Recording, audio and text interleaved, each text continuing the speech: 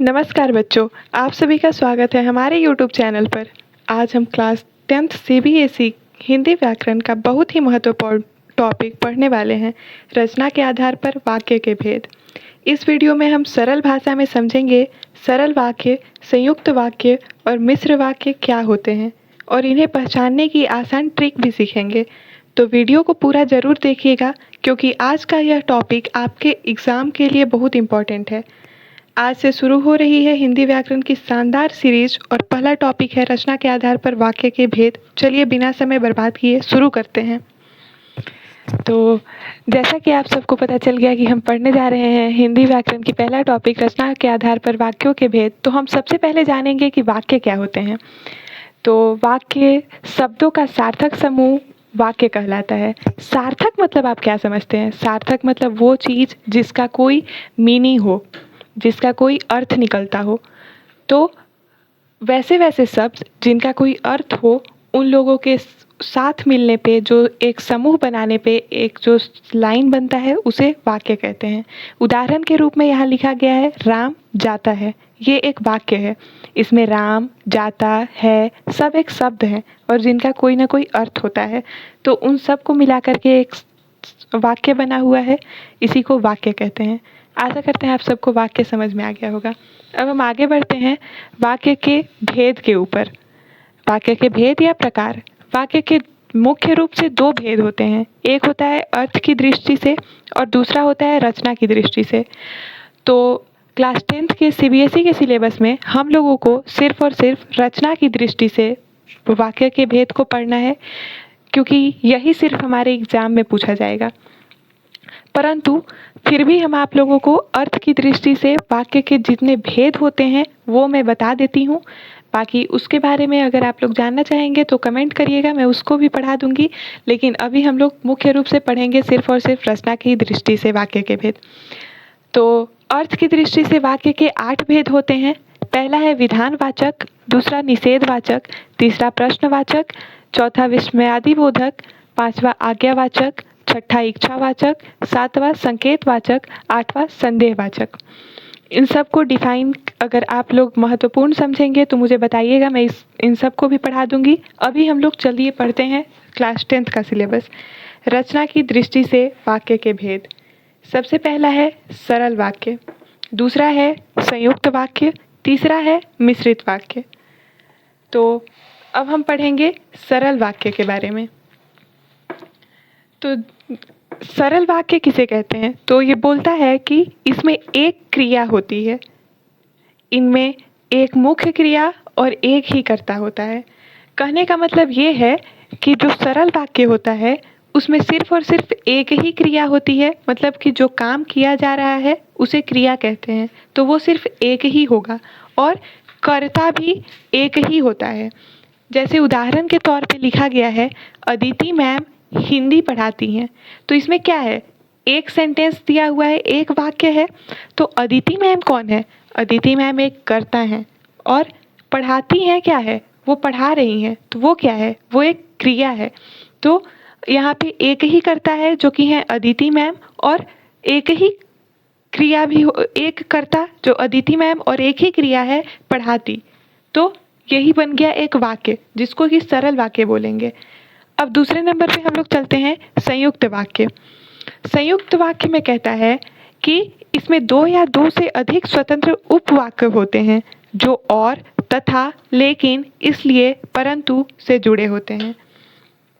तो ये जो शब्द हम यहाँ पे लिखे हुए हैं कि क्या से जुड़े होते हैं, ये सिर्फ और सिर्फ आपको पहचानने में मदद करेगा कि आप जिसके थ्रू पहचान सकते हैं। मान लीजिए एक सेंटेंस लिखा हुआ रहेगा तो उसके बीच में अगर और, तथा, लेकिन, इसलिए, परंतु ये सब लगा करके लिखा हुआ रहेगा तो आप लोग ईजिली समझ पाइएगा कि ये संयुक्त वाक्य है, उसमें आप लोगों को कोई भी परेशानी नहीं होगी समझने में। बोलता है कि इसमें दो या दो से अधिक स्वतंत्र उपवाक्य होते हैं। जैसे उपवाक्य समझिए पहले कि उपवाक्य क्या होते हैं। तो यहाँ एक एग्जाम्पल दिया हुआ है, आप सब देख रहे हैं। वाक्य हम लिखे हुए हैं कि राम पढ़ता है और मोहन खेलता है।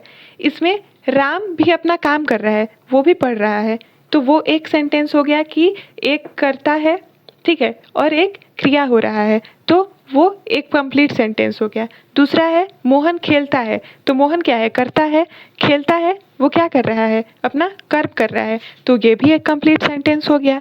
तो और ये दोनों सेंटेंस को किससे जोड़ा हुआ है, और लगा के जोड़ा हुआ है, तो राम पढ़ता है ये भी एक उपवाक हो गया, और मोहन खेलता है ये भी एक उपवाक हो गया है। और दोनों अपने आप में स्वतंत्र हैं, ये भी अपना काम कर रहा है, ये भी अपना काम कर रहा है अलग अलग।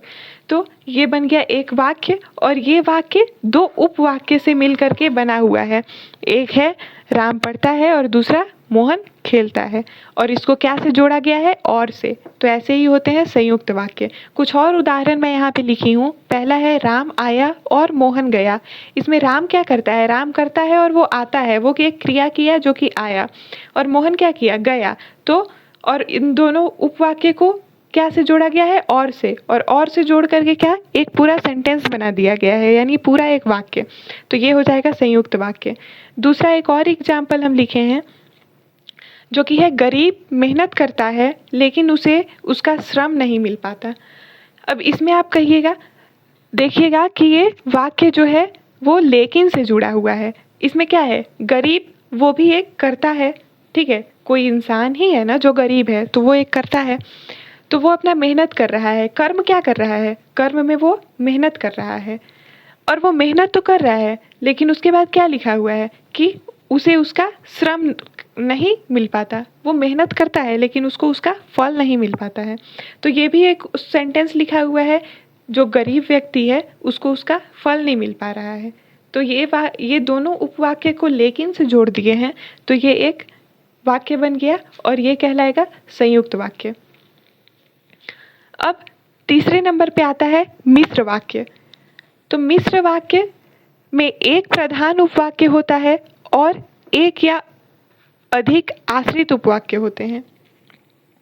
अब बोलता है कि मिश्र वाक्य, संयुक्त वाक्य में क्या था कि दोनों स्वतंत्र उपवाक्य ही थे, लेकिन मिश्र वाक्य में एक डिफरेंस ये है कि उसमें एक जो होता है वो प्रधान उपवाक्य होता है, और दूसरा क्या होता है, आश्रित उपवाक्य होता है। उपवाक्य आप लोग ऑलरेडी समझ चुके हैं कि एक एक सेंटेंस जो होता है और उन दोनों को जोड़ दिए जाते हैं तो एक वाक्य मिल जाता है। तो उस एक वाक्य में से जो भी एक एक सेंटेंस निकलता है उसको उपवाक्य कहते हैं। तो इसमें ट्रिक दिया गया है कि यदि, अगर, क्योंकि, कि तथा ज से शुरू होने वाले शब्द जो जब, जहाँ, जिसको, जिसे, जितना, जिसमें, जिन्होंने, जिनके, ज्यों आए तो वह मिश्र वाक्य होंगे। तो उदाहरण के लिए दिया गया है, यदि तुम पढ़ोगे तो पास हो जाओगे। क्या लिखता है कि यदि तुम पढ़ोगे तो पास हो जाओगे। अब आप इसमें देखिए, यदि से शुरू हो रहा है ना, और क्या लिखा हुआ है कि यदि तुम पढ़ोगे और तो पास हो जाओगे। तो यहाँ पे भी हम लिखे थे आए, जो, जब, जहाँ, जिसको, जिसे, जितना, जिसमें, जिन्होंने, जिनके, ज्यों आए तो वह मिश्र वाक्य कहलाता है। ठीक है, हाँ, तो देखिए उदाहरण में दिया हुआ है कि यदि तुम पढ़ोगे तो पास हो जाओगे। तो यहाँ हम आप लोगों को पहले भी बताए कि अगर यदि, अगर, क्योंकि, कि तथा ज से शुरू होने वाले शब्द हैं तो उन्हें क्या कहते हैं, मिश्र वाक्य कहते हैं। तो यहाँ पे आप सब देख भी पा रहे हैं कि उदाहरण में क्या से शुरू हो रहा है, यदि से शुरू हो रहा है। ठीक है, अब दूसरा उदाहरण हम क्या लिखे हैं कि राम ने कहा कि वह कल स्कूल जाएगा। कहता कौन है, राम कह रहा है, और क्या कह रहा है कि वह कल स्कूल जाएगा। तो की इसमें लगा हुआ है, क्या लगा हुआ है, की लगा हुआ है। तो ये एक पहचानने का तरीका है कि की लगा हुआ है तो मिश्र वाक्य है। अब क्या है, क्योंकि वह बीमार था इसलिए स्कूल नहीं जा सका। तो क्योंकि से शुरू हो रहा है, क्या से शुरू हो रहा है, क्योंकि से। तो ये क्या हो गया, मिश्र वाक्य हो गया। समझ रहे हैं बात को आप सब। यहाँ पे हम ऑलरेडी लिखे हुए हैं, ये चीज़ आप लोग पॉज करके लिख भी सकते हैं कि ये एक पहचानने का तरीका है। अगर इन सब चीज़ों से शुरू हो रहा है शब्द, यानी कि वाक्य इन सब शब्दों से शुरू हो रहा है तो वो मिश्र वाक्य होगा। क्या होगा, मिश्र वाक्य होगा। अब देखिए, हम आप लोगों को उपवाक्य तो बता दिए, उपवाक्य के भी दो भेद होते हैं। पहला होता है प्रधान उपवाक्य, दूसरा होता है आश्रित उपवाक्य। प्रधान उपवाक्य तो आप सब जानते हैं, ठीक है। कोई भी मान लीजिए एक सेंटेंस लिखा हुआ रहेगा, तो अगर आप बाकी सब आश्रित उपवाक्य पहचान लीजिएगा तो जो स्टार्टिंग वाला होगा वो प्रधान उपवाक्य, मतलब प्रधान उपवाक्य मेरे ख्याल से आप सभी को पता होगा। तो अभी हम लोग जानेंगे कि आश्रित उपवाक्य क्या होता है। तो अब आश्रित उपवाक्य के भी तीन भेद होते हैं। पहला होता है संज्ञा उपवाक्य, दूसरा होता है विशेषण उपवाक्य, तीसरा होता है क्रिया विशेषण उपवाक्य। तो पहला वाला देखते हैं संज्ञा उपवाक्य। संज्ञा उपवाक्य क्या होता है? इसमें की का प्रयोग होता है। किसका? की का। ये देखिए आप सब, की का, छोटी की। उदाहरण के लिए लिखा गया है, माता की इच्छा थी कि बेटा इंजीनियर बने। इसमें संज्ञा उपवाक्य कौन सा है? दो वाक्य हैं, मतलब दो वाक्य से मिलके एक वाक्य बना हुआ है ना? बात को समझ रहे हैं? एक है माता की इच्छा थी, दूसरा है बेटा इंजीनियर बने। तो दोनों अब एक एक वाक्य है और दोनों को मिल करके एक वाक्य बना हुआ है। दो छोटे छोटे वाक्य मिल करके एक बड़ा वाक्य बना हुआ है। तो इसमें एक ये उपवाक्य हो गया, एक ये उपवाक्य हो गया। तो हम समझ क्या रहे हैं? आश्रित उपवाक्य। ये तो प्रधान हो गया कि माता की इच्छा थी। अब हम समझ रहे हैं आश्रित उपवाक्य। आश्रित में भी संज्ञा उपवाक्य। तो संज्ञा वाले में क्या आता है? की का प्रयोग करके और वाक्य को जोड़ा जाता है। तो यहाँ पे लिखा हुआ है माता की इच्छा थी कि बेटा इंजीनियर बने। इसमें देखिए की दो ठे है, लेकिन हम यहाँ क्या लिखे हैं? एपोस्ट्रॉफ में डाल सॉरी, ये की को हम क्या लिखे हुए हैं? छोटी की। समझ रहे हैं बात को आप लोग? तो ये छोटी की से जुड़ा हुआ है ये दोनों उपवाक्य। इसका मतलब बेटा इंजीनियर बने, ये एक संज्ञा उपवाक्य है। समझ के बात को? रमेश ने कहा कि मैं कल कोलकाता जा रहा हूँ। कहता कौन है? रमेश कहा। वो क्या कहा? कि मैं कल कोलकाता जा रहा हूँ। ठीक है, तो ये कोलकाता तो वो जा रहा है, ठीक है। तो रमेश ने कहा, ये एक उपवाक्य हो गया, और वो कहा मैं कल कोलकाता जा रहा हूँ, ये एक उपवाक्य हो गया। अब इन दोनों उपवाक्य को मिला करके क्या बना है? एक वाक्य बना है। और ये दोनों क्या से जुड़े हुए हैं? छोटी की से। तो मैं कल कोलकाता जा रहा हूँ, ये क्या हो जाएगा? संज्ञा उपवाक्य। तीसरा उदाहरण देखिए, मेरे उद्देश्य है कि मैं मानव मात्र की सेवा करूं। एक कोई आदमी है, वो अपने बारे में बता रहा है कि उसका उद्देश्य क्या है। तो वो बोला कि मेरा उद्देश्य है, फिर बोलता है कि उसका उद्देश्य ये है कि मैं मानव मात्र की सेवा करूं। वो मानव मात्र की सेवा करना चाहता है। तो ये भी एक उपवाक्य हो गया और ये भी एक उपवाक्य हो गया। ये दोनों मिले हुए हैं, किसी न किसी एक शब्द से मिले हुए हैं। तो ये दोनों मिल करके एक वाक्य बना रहे हैं। क्या से मिला हुआ है? छोटी की से, यानी ये संज्ञा उपवाक्य हो गया। चौथा में क्या है? मुझे विश्वास है कि आप अवश्य आएंगे। कोई आदमी है, मान लीजिए आप खुद को ही ले लीजिए, आप बोल रहे हैं कि मुझे विश्वास है।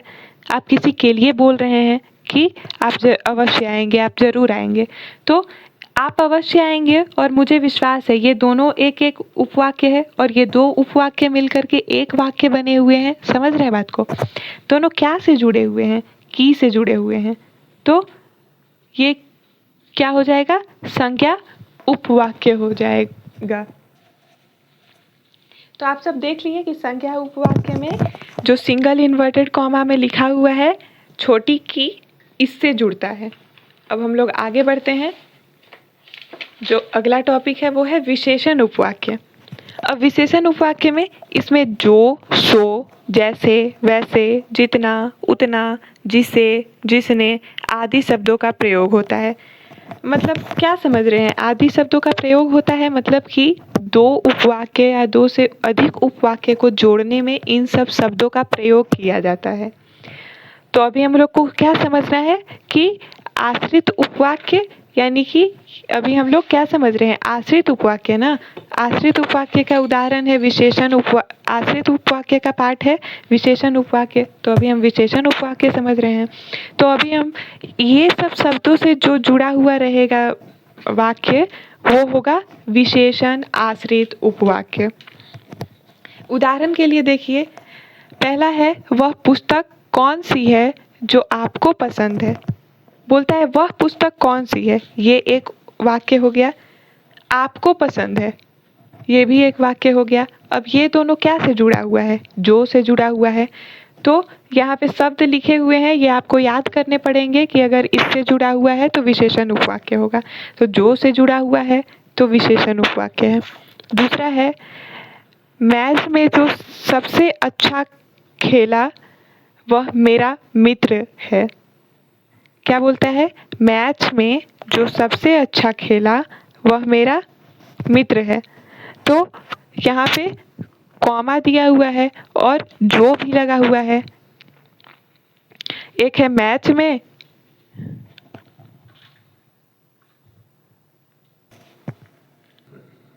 तो इसमें देखिए क्या लिखा हुआ था, आदि शब्दों का प्रयोग होता है। तो इसमें जो का प्रयोग हो रहा है ना, तो विशेषण उपवाक्य। जो अध्यापक हिंदी पढ़ाते हैं वे मेरे पिताजी हैं। तो जो का प्रयोग हुआ है तो विशेषण उपवाक्य। फिर है वह छात्र पास हो गया जो कल यहाँ आया था। इसमें भी जो का प्रयोग हुआ है। मेरे से थोड़ी सी गलती हो गई है, हम सारा उदाहरण जो से ही ले आए हैं, बाकी बहुत सारा उदाहरण है। अभी हम आगे प्रश्न अभ्यास करेंगे तो वहाँ से आप लोग सीख जाइएगा। आशा करते हैं आप सब विशेषण उपवाक्य समझ गए होंगे। अब दूसरा आता है क्रिया विशेषण उपवाक्य। क्या आता है, क्रिया विशेषण उपवाक्य। अब हम लोग इसको पढ़ेंगे। इसमें बोलता है कि इसमें ज्यों ही त्यों, जहाँ वहाँ, जैसे वैसे, यदि तो, जब तब, जैसा वैसा, जब आदि शब्दों का प्रयोग होता है। तो ये भी, इसमें भी आपको याद करना पड़ेगा कि कौन से शब्द का प्रयोग होता है। अब उदाहरण है, जब पानी बरसने लगा तब मैं तुरंत लौट आया। देखिए जब तब का प्रयोग हुआ है ना, कि जब पानी बरसने लगा तब मैं लौट आया। तो ये आश्रित उपवाक्य हो गया, आश्रित क्रिया विशेषण उपवाक्य। दूसरा में देखिए, जैसे बोओगे वैसा काटोगे, जैसा वैसा। समझ रहे हैं आप सब।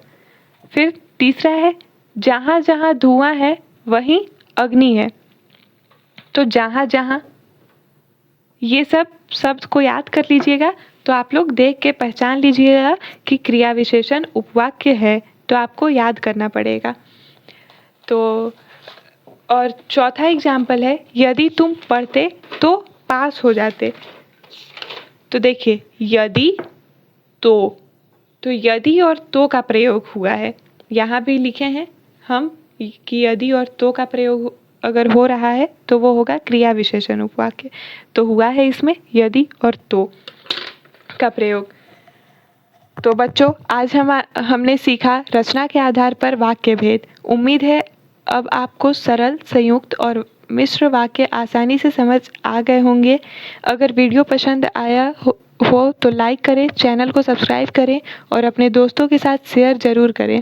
मिलते हैं अगले वीडियो में और उसमें हम सब रचना के आधार पर वाक्य के भेद से रिलेटेड बहुत सारे प्रश्नों का अभ्यास करेंगे और वैसे वैसे प्रश्नों का भी अभ्यास करेंगे जो कि हमारे बोर्ड एग्जाम में पूछे जाते हैं। PYQs करेंगे और कुछ होमवर्क भी देंगे आप लोगों को, जिससे आप लोग प्रैक्टिस कर सकते हैं कि